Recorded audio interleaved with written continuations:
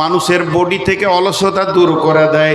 আর একবার বলছি, কোনো ট্যাবলেট নাই, কোনো ভিটামিন নাই, কোনো ইঞ্জেকশন নাই, কোনো স্যালাইন নাই যে মানুষের বডিতে পুশ করলে অলসতা দূর হয়ে যাবে।